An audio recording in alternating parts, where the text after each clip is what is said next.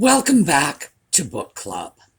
Well, it's another cold and dreary day here, so I've got my sweatshirt on. And today we are going to talk some more about To Kill a Mockingbird, one of the finest 20th century American novels. And we are also going to set up our transition into Go Set a Watchman. And when we're done with that, we're going to talk a little more about Austen marriages. We'll be right back.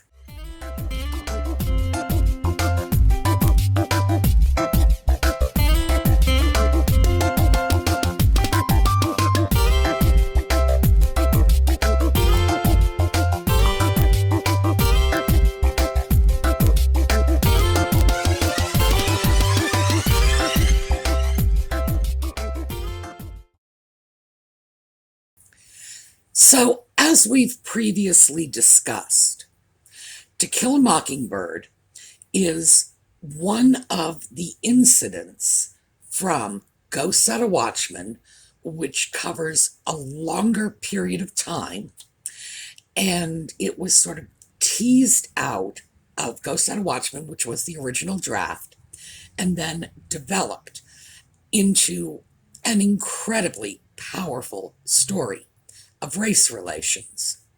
Now, one of the things, in my opinion at least, that makes this so powerful and so hard-hitting is that it is race relations in Depression-era Alabama seen through the eyes of a child. And I think that's key, because we have our innocent little narrator, Jean Louise Finch, Scout, who relates what is going on through her eyes. And in the book, she progresses from about age 6, she's just going into the first grade, through about age 9. And a lot of people had described To Kill a Mockingbird as a coming-of-age story. Frankly, definitionally, I don't see how that's possible. Never mind the fact that Harper Lee strongly disputed that. That is not what she was writing. But the period of time from age 6 to age 9 is certainly not coming of age. No wish to antagonize any of the 9-year-olds out there, but I think we all know that 9-year-old children are not of age, that usually a coming-of-age tale starts at about age 9 and progresses forward. It is no more a coming-of-age tale than, for example, J.K. Rowling's Harry Potter series is a coming-of-age tale, and even that series follows Harry from age 11 right up through to adulthood. So at least it fits the basic definition of coming of age. Scout doesn't come of age in the tale, either literally or figuratively. She does come of age in Go Set a Watchman. And when you read the two side by side, it's very clear that one is a story of the emotional and intellectual evolution of a young woman, whereas the other is strictly about race relations in the South. And not just in the South. To some extent, it is an encapsulation of race relations throughout the country, because people of African descent may well have had the same legal rights in the 1930s as people who were white throughout the northern and western states. But that doesn't mean that they had the same level of social acceptance. You could have every legal right you wanted to, but if you were a person of color, in Boston in the 1930s, your status was not that of a white person. And that's all there is to it. We can sugarcoat it any way we want to. And those of us from New England do like to sugarcoat it, but it simply wasn't so. This was something that hit all of us to varying degrees. Yes, Alabama and lynchings were very far off the New England radar, but it does not mean that interracial marriages were acceptable. They were not illegal in many states, keep that in mind, but acceptable, no. You still had a lot of de facto segregation. So, bearing that in mind, the story wasn't just an indictment of Alabama and the Deep South. It was a study in race relations in a larger context.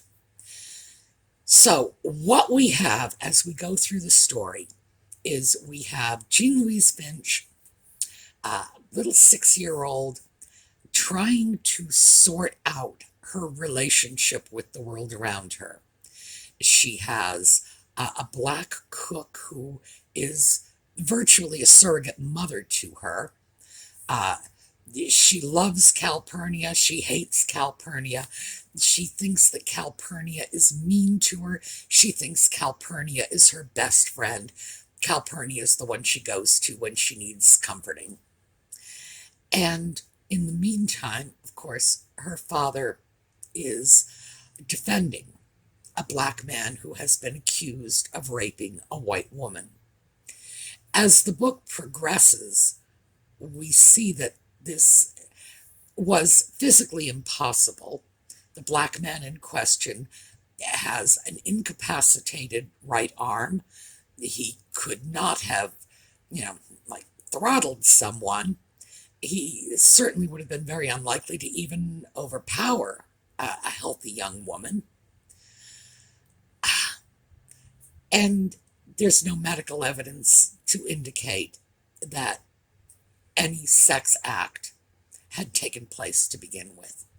So as the story unravels, we surmise that Mayella Ewell never really cried rape. What she did was throw herself romantically at a black man who was not interested in her, possibly because he has a wife and children at home, but much more likely because he had a much more clear understanding of the consequences than Mayella did. She was caught by her father, who beat her senseless, and either because her father saw exactly what happened and made up a rape story to protect his daughter's reputation, or because she said he raped me in order to get her father to stop beating her. We're never clear about who developed that story and what their motives were, but we are pretty clear that it was a story. Atticus ends up getting a jury to stay out for a very long time. And in cases like this, a long jury deliberation is about the most you can get when it comes to victory, because the conviction was a foregone conclusion. And it was very interesting as this whole thing plays out. Meantime, we have our sub-story, and that is Boo Radley, the beast next door. And he's become some sort of mythic figure to the children. They say that he has sharp, pointy teeth, and he eats squirrels, and he stabs his parents with scissors, and Boo Radley will come and get you. He becomes a boogeyman.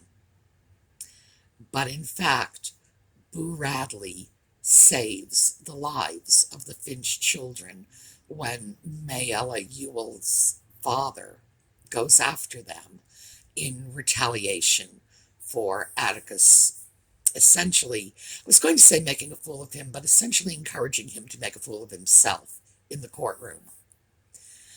And To Kill a Mockingbird, the title, is applied on one hand to Tom Robinson. He never did anybody any harm, and he ends up dead. And it's a sin to kill a mockingbird, but also, on another level, it applies to Boo Radley, because it is Boo who killed Tom Ewell to save the Finch children. But as the sheriff tries in this sort of tortuous scene to get Atticus to understand that their story is going to be that Tom Ewell fell on his knife, because clearly to drag Boo Radley, who is clearly socially maladaptive, into prominence to create a town hero out of him would not be an act of kindness to this man. And in fact, they sort of create a story. So we have, in effect, two mockingbirds. We have Tom Robinson, never did anybody any harm, falsely accused, ended up dead. Boo Radley, who not only failed to do harm, but did a great deal of good. And in the end, when Harper Lee writes about Boo Radley and his affection for the children as he watches them grow and leaves little gifts for them, his little next-door neighbor children, we see that Boo, in fact, brought a tremendous amount of joy into their lives. So, his had a happier ending. Now, it's not a perfect happy ending, because he retreats back into his house and is never seen again, but still, at least he wasn't thrust into the limelight, which I guess for him is a happy ending. So, the story as a story from the point of view of a child has a great deal more power than it would have had if it were articulated by an adult narrator, because we get a chance to see Scout's take on things, a little girl repeating what she's learned, trying to work things out, understanding on some level that she can't articulate when something is wrong. So again, very powerful. An adult couldn't do that. As we go into Go Set a Watchman, we see the whole story played out. And this is, it starts with Scout as a young woman in her 20s, returning from New York to her hometown, Macomb, Alabama, same little town, and her reminiscences. And the story of Tom Robinson was one very, very minor, a few lines, very minor reminiscence in the entire book. It is still about race relations, but it's a very differently cast tale. It is something of a coming-of-age story. It is a young woman trying to understand her father. So, that's what we're going into next. Go Set a Watchman. And remember, initially, this was not accepted for publication as it stood. To Kill a Mockingbird, of course, was clearly, there was a fantastic book in there. And between Harper Lee and her editor, they got it out. This Go Set a Watchman was not intended to be published by Harper Lee. She simply saved a draft, and it was published after her death. So, would she have done more to it if she had hoped to have it published? Probably. There are inconsistencies. We don't have very much in Go Set a Watchman focusing on Dill Harris, Charles Baker Harris. who, as I mentioned before, was modeled on her childhood friend Truman Capote. And Hank doesn't appear. Now, and Hank, of course, is a pivotal character, Jem's best friend. Um, he's a pivotal character in Go Set a Watchman, totally absent from To Kill a Mockingbird. Would she have done things differently if she had an intention of publishing Go Set a Watchman and done some rewrites to clear up the inconsistencies? I would say offhand it's very likely. So we have to keep that in mind. She was very, very elderly and in very poor health when she allegedly consented to have this published.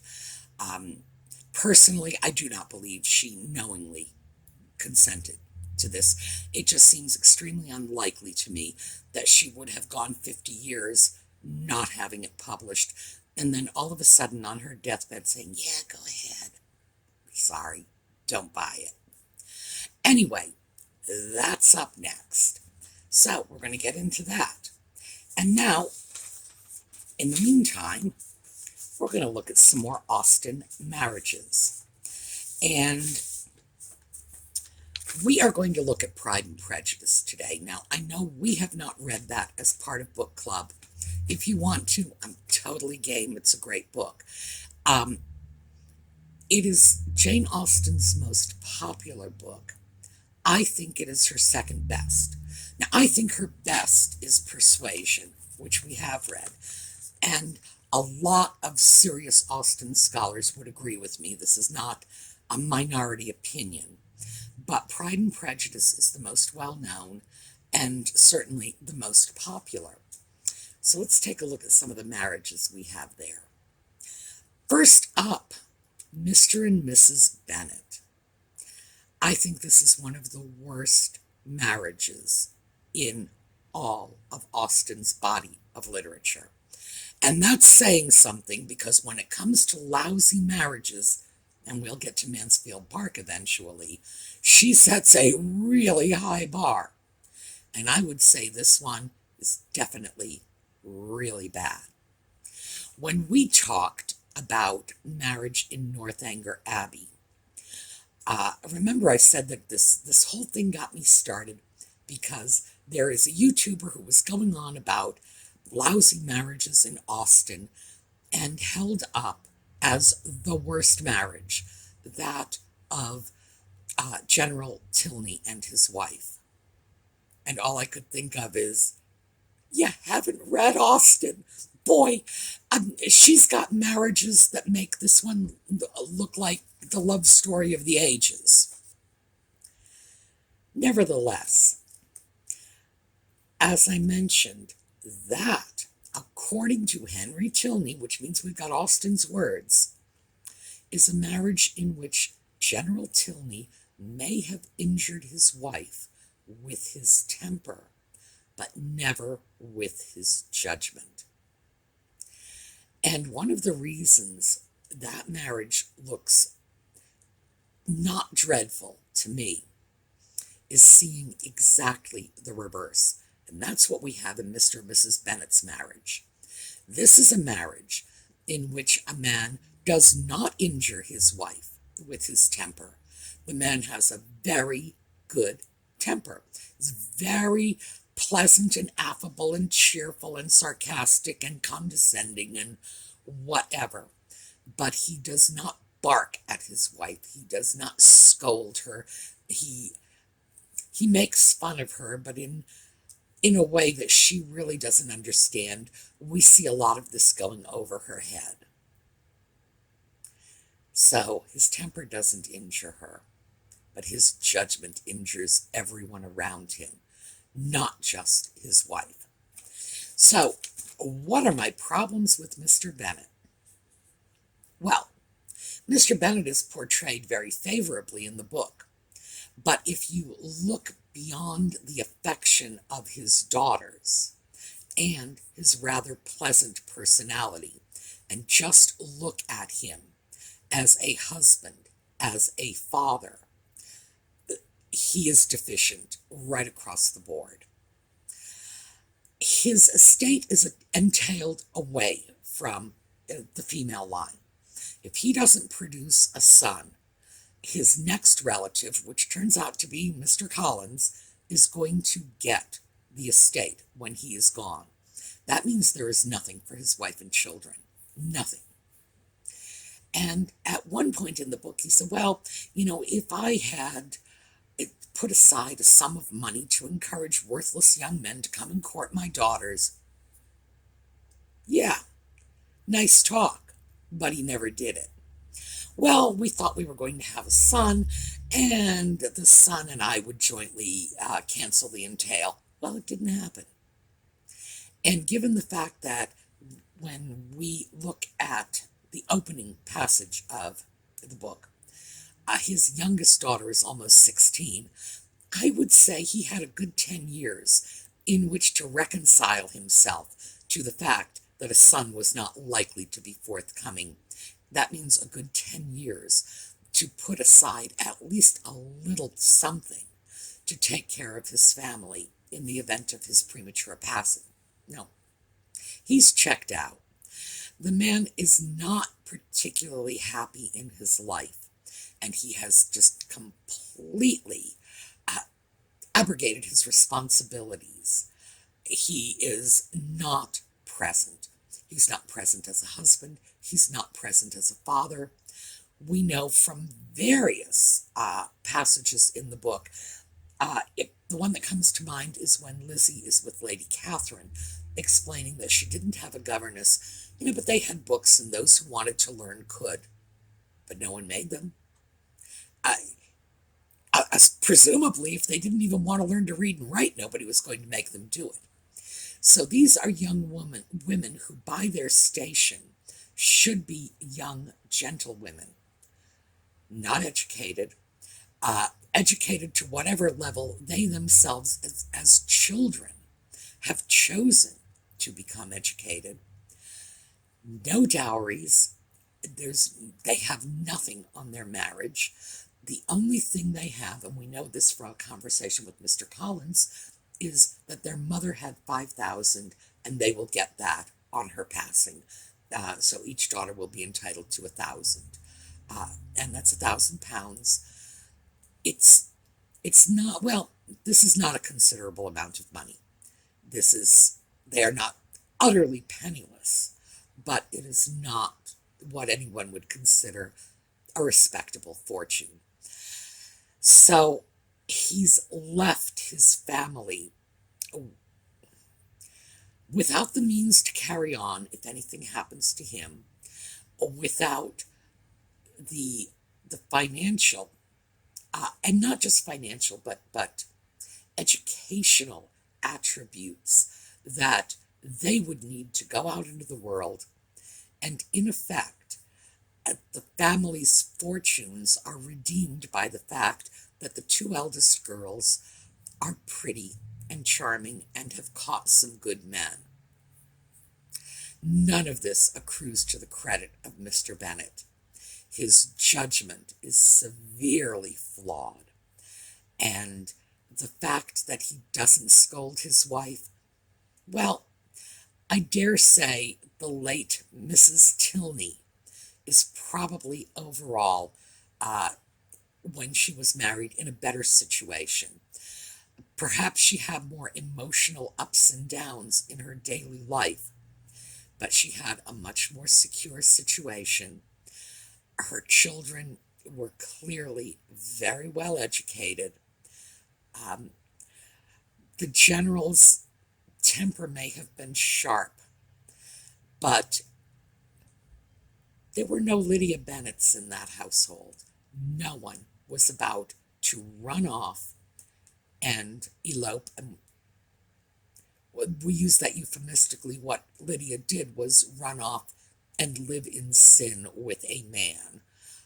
And that's, believe me, that's the way it was at that time. They couldn't sugarcoat this one. That was an absolutely horrific scandalous event. Wasn't going to happen in General Tilney's family. The family would remain respectable.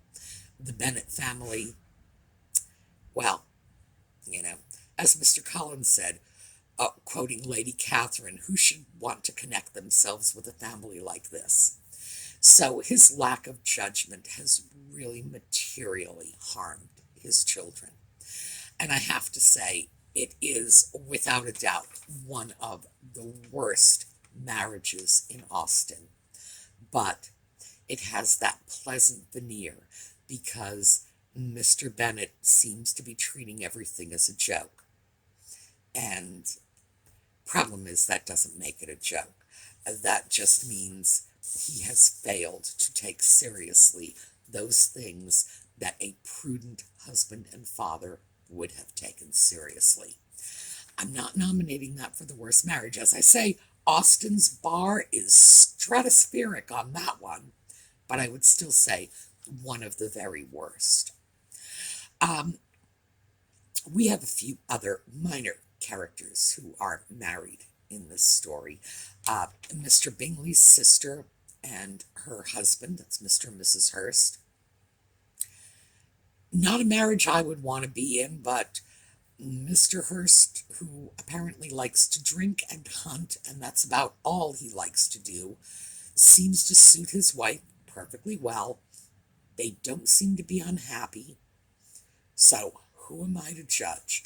I would have to say that, at least on the surface, it appears to be a better than average marriage. No one's breaking crockery over anyone else's head. Would I want it? No. But it's one of the minor characters in the novel. Next up, another minor character in the novel, or set of characters, and this is Mr. and Mrs. Phillips.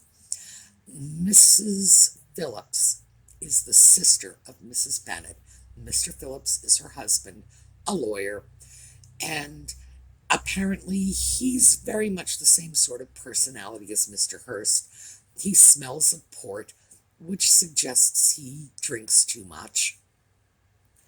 But he and his wife do seem happy. They enjoy society. They have a lot of open house style parties. They enjoy the company of their nieces. They seem to be doing well enough, and it doesn't look like their lives are lacking for anything. Mr. Phillips socializes regularly with the militia. His wife has the nieces in, as I said, and her little card parties in the evening. They seem happy enough. And so, based on that, I would have to say, better than average marriage. Sir William and Lady Lucas. And again, these are minor characters. We don't see much of their marriage. And these last three that I've mentioned are mentioned merely for the sake of the fact that they are marriages and they are in the novel, so they must be dealt with at some level. Sir William does not have much money. He has a title.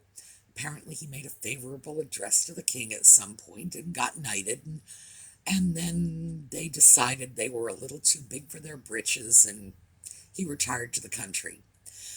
We know or Lady Lucas rather, is a woman of good economy. She is a competent household manager. We know very little else about her. So we have to assume, too, that because Sir William is affable and pleasant, he's, as we heard in another novel applied to another of Austen's characters, he's never going to set the Thames on fire. But they seem well suited to their country life, and one really can't complain too much. So again, another better than average marriage. Mr. and Mrs. Gardiner. Now, this is Mrs. Bennet's brother. He has married a much younger woman, And we are told this, that Mrs. Gardner is much younger than her husband, closer in age to her nieces than to her sister-in-law. She gets along well. They have some children. We see a little more of their relationship. Jane stays with them in their house in London. Great favorites with the family. And they seem to actually have a very good marriage. They seem happy. They seem contented. They're going off and taking vacations with one another, which I guess was rather odd at the time. But hey, yeah, I would have to say this is painted as a good marriage. Mr. Gardner and Mrs. Gardner are painted as good people. So they fall into that general category that I've mentioned before of the older married couples in Austen's literature. They've been together for a long time, they're well suited, and they are happy. These are the Mr. and Mrs. Morlands, the Mr. and Mrs. Allens of Pride and Prejudice. Colonel and Mrs. Forster. Now, Colonel Forster is in charge of the regiment. We see very little of him. We know he does not have great judgment because Lydia was under his care when she ran off with Wickham. Or perhaps not having great judgment is a little too harsh. I would suggest he's not paying a lot of attention to what goes on in his household. He's married a younger woman. She's Lydia's best friend. And Lydia, mind you, was only about 16 at this point. So we have the militia colonel married to a 16-year-old girl. We don't know anything about the marriage. The best I can say is, gee, I hope they're happy, but if his wife has a lot in common with her best friend, I would suggest that their chances of a truly happy marriage are not great, because Lydia has zero common sense, and if Mrs. Forster is in the same sort of situation as Lydia, I would imagine she's going to end up making a lot of mistakes that will probably disappoint her husband. Lydia and George Wickham. We know this isn't a happy marriage. Austen tells us by the end of the book that Wickham has fallen out of love with Lydia before Lydia has fallen out of love with him. But clearly, they both eventually lose their affection for each other. It started off badly. Lydia has run off with Wickham, who it's very likely that Lydia is in love, or at least infatuated with Wickham. She's 16. So is it love? I doubt it. I was 16. Love, no. But I certainly could feel infatuation. And Wickham took up with Lydia. Well, as Austen tells us, he took up with Lydia because when he was leaving the regiment and going elsewhere, having a willing companion, and again, that's a euphemism, was more temptation than he could resist. So basically, Lydia made herself available, and he said, I'll tap that. Not the basis for a good marriage, and clearly it isn't. And Austen tells us so. Elizabeth and Mr. Darcy. Well, Elizabeth is the heroine. She's the heroine, Darcy is the hero, so we expect this is going to be a lives happily ever after. Not likely. I think Lizzie is too spirited, as we've seen throughout the book, and too quick to challenge when she feels she has something to say. I think it could be a tempestuous marriage. Who knows if it's going to be happy? I hope it is. Will it be a perfect marriage? I doubt it. I think they're going to have their ups and downs. I think it's going to be closer to a modern marriage, which would not have been considered a good marriage in 1820. Not by a long shot. Lizzie is too outspoken to be a perfect romantic era wife.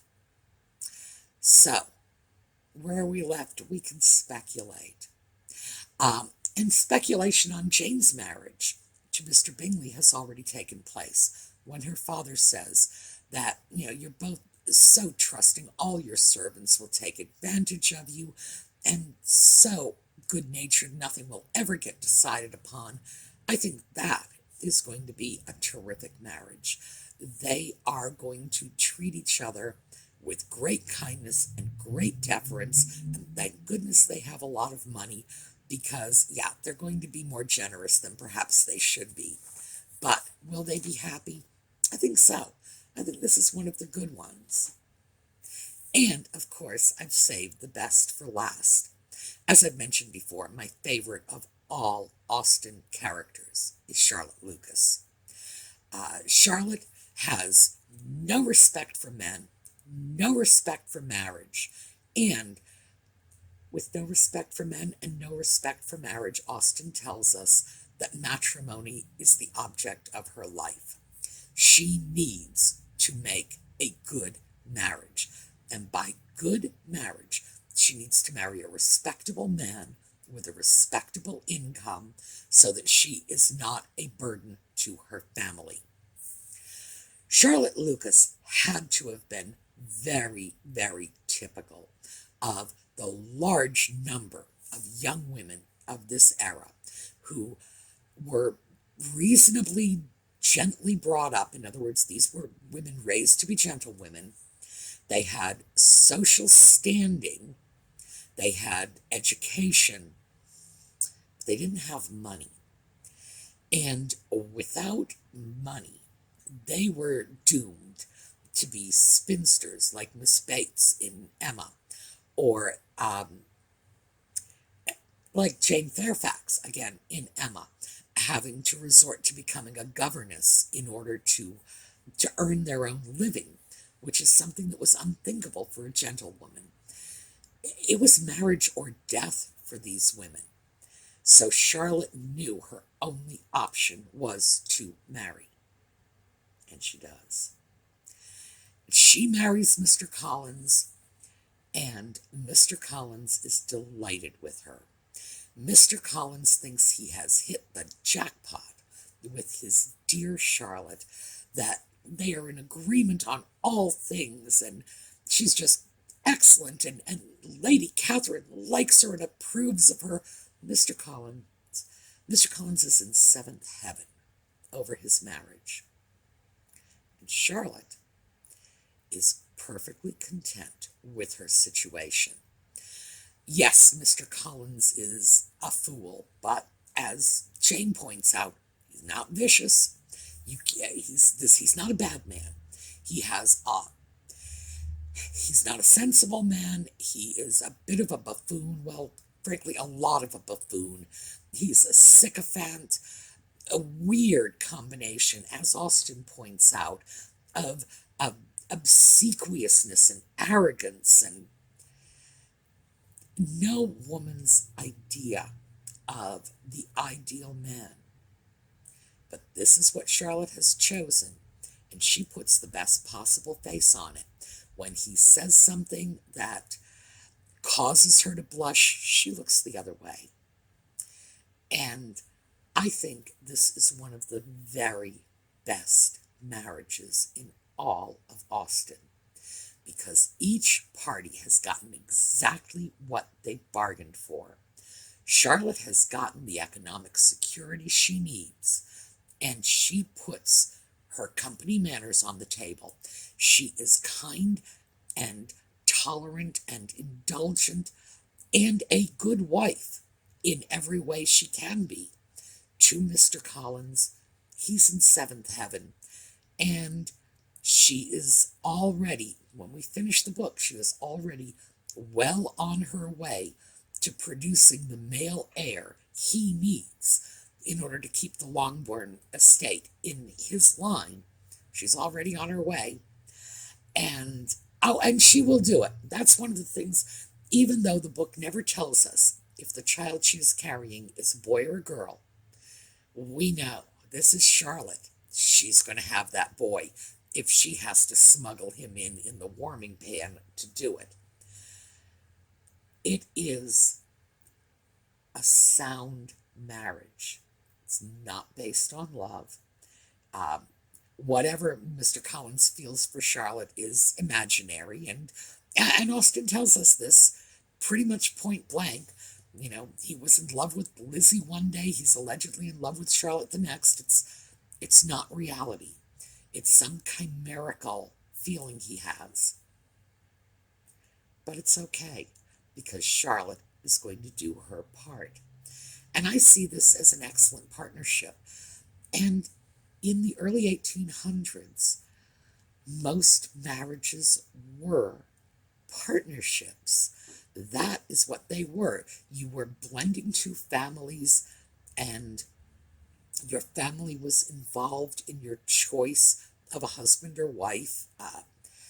It wasn't like you would just run off, meet somebody, fall in love with them. People never went anywhere or did anything, so it was very hard to meet people to begin with. But they were unions of families.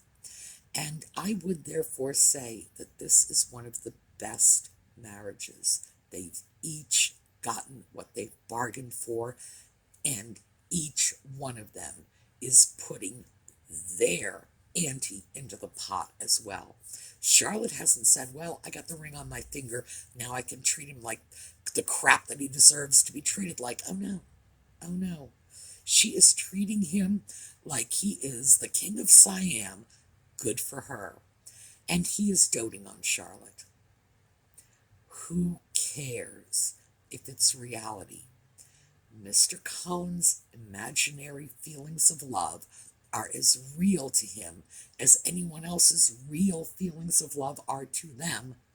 And Charlotte, who was very, I've never been romantic. All I ask is a comfortable situation. When she's gotten that, she is perfectly content, perfectly willing to play her part as the good wife. And she does it. So, show me what's wrong with that, because I don't see anything at all. We don't all have the same feelings, and that was a conversation that Jane and Elizabeth had. We don't all have the same tenderness of feeling. We don't all want the same things out of life. Those two have gotten what they want. My definition of good marriage.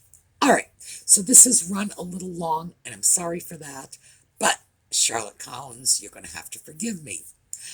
You got to know, on a subject like that, I am going to get long-winded.